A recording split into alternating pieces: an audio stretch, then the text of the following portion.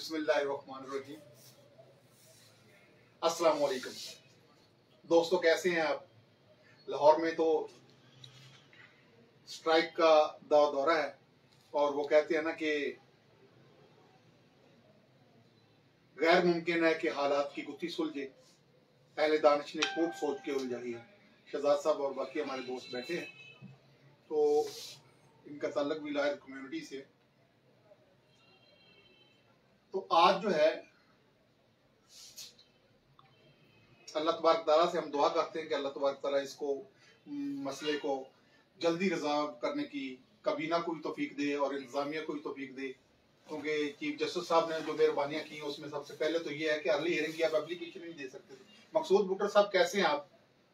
हाँ माशाल्लाह, आपने बहुत ज़बरदस्त स्पीच की और बड़े ज़बरदस्त तरीके से, मुदल्लल तरीके से आप बोले हैं। समी साहब, राव साहब, आप भी बहुत ज़बरदस्त तरीके से बोले हैं और आपने वकला के मौक़िफ़ की तायद की। बात ये नहीं है कि किसी चीज़ को इधर होना चाहिए, किसी चीज़ को इधर होना चाहिए। बात ये है कि ये लोग, हम जो है ना, हम हकीकत हैं तो तस्लीम न करने का सबब, हाँ अगर हरफे गलत हैं तो मिटा दो हमको।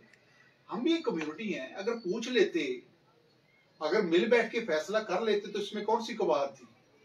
आपने एशिया की सबसे बड़ी वार से पूछने की जहमत भी दोबारा नहीं की। किस तरह का जुल्म अजीम है।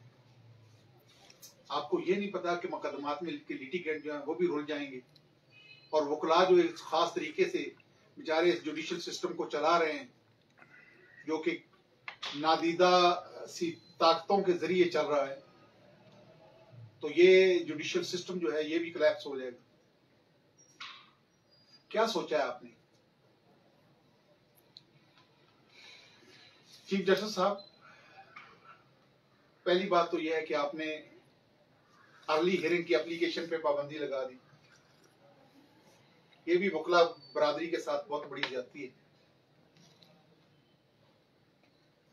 और उसके बाद जो है वो खासकर वकला के खिलाफ जो 780A का मामला है, वो कहते हैं कि हम आ भी करते हैं तो हो जाते हैं बदनाम, वो कत्ल भी करते हैं तो पर्चा नहीं होता। अब इसको ऐसे लेंगे, वकील को आ भी कर दे तो उस पर 780 अट्रैक्ट करती है। माजिद जहांगीर साहब जो है वो अंदर चले गए, अब पागल खाने में है बेचारे, मेंटल हॉस्पिटल में है। आपने क्या किया? क्या आपने उन एहलकारों के खिलाफ मिस यूज ऑफ पावर्स की FIR दर्ज करवाई है, जिन लोगों ने अपनी ताकत का गलत इस्तेमाल करते हुए एक नौजवान को इश्ताल में लाए हैं और उनकी वो कापियां रोके रखी हैं, रिश्वत का तकाजा करते रहे, हम लोगों से रिश्वत का तकाजा करते रहे। आपको पता है कि करप्शन होती रही, क्या वो करप्शन रुक सकी है?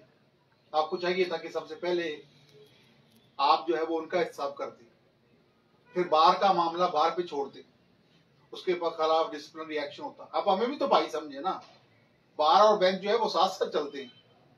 हमें भाई नहीं समझा गया, हमें छोटा भाई समझ के डील करते। और उसके बाद ये जो नया काम चला है, इस काम ने तो हलचल मचा दी। इसमें आपकी नेक नियति भी सामने आ गई। मेहरबानी कीजिए, वकला को इस नई उलझन से बचाएं, अदालतों को भी बचाएं, जजेस को भी बचाएं, जिन बेचारों के बच्चे इधर हैं और आपने उनको जो पंजाब के दूसरे हिस्से में फेंक दिया है, दूसरे हिस्से को इस हिस्से में फेंक दिया है, वो क्या बेचारे इंसाफ करेंगे? बच्चा एक स्कूल से दूसरे स्कूल में चला जाए तो वो उसकी जो है उसका एजुकेशनल कैरियर खराब हो जाता है। तो हजूरे वाला, आप ही अपनी अदाओं पे जरा गौर करें। हम अगर अर्ज करेंगे तो शिकायत होगी, लेकिन इसके साथ ही मैं सलाम करता हूं पंजाब भर के वकला को, जिन्होंने इत्तेहाद और युगांगत का सबूत दिया है और एक पेज पे मुतफिक है और अपनी काज को लेके चले।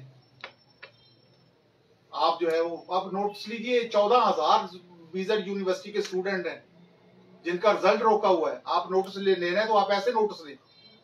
अगर आपने ये करना है तो फिर ऐसा करें कि ये पूरे जुडिशियल कॉम्प्लेक्स को किसी और जगह पे मुंतकिल करके वकला को वो दे दें, वकला को चैम्बर्स वगैरह दे दें। या फिर ऐसे ही है तो आप नोटिफिकेशन के जरिए जो डिस्ट्रिक्ट आपको जो जस्टिस साहबान है उनको हर जिले में बिठा दें ताकि लोगों को इंसाफ मिलना शुरू हो सके।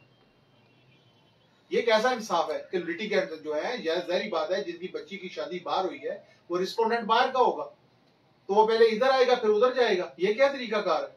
एक जगह पे सिविल कोड इकट्ठा है, वानी अदल इकट्ठा है, एलडीए में लोग बैठे हुए हैं, तो बड़े आसान तरीके से जो है लिटिगेंट भी की एक्सेस है अदालत तक और काउंसिल की भी एक्सेस है। लेकिन ये बहुत बड़ा जुल्म है, बहुत बड़ी ज्यादती है। और उससे बड़ी ज्यादती ये है कि पूछा तक नहीं गया।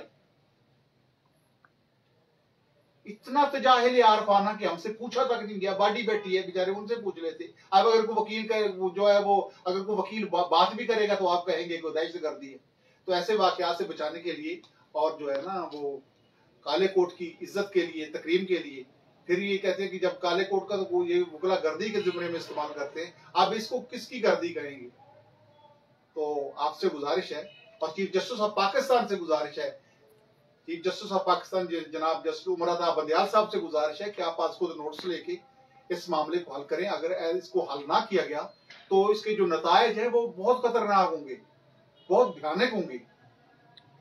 तो ये पाकिस्तान की अदलिया के लिए एक बहुत बड़ा मसला बन के, वो कहते हैं कि तुम मिटाने को लगे थे तुमने सोचा ही नहीं, तुम गिराने को लगे थे तुमने सोचा ही नहीं, मैं गिर गया तो मसला बन के खड़ा हो जाऊंगा। तो ये बहुत बड़ा मसला बन के खड़ा हो गया है। तो चीफ जस्टिस ऑफ पाकिस्तान आपसे गुजारिश है कि आप जैसे बाकी मामलात में आप खुद नोट्स लेते हैं, इस मामले का भी आप खुद नोट्स लेकर इस मामले को हल किया जाए और वकला की दादरसी की जाए। जी साहब।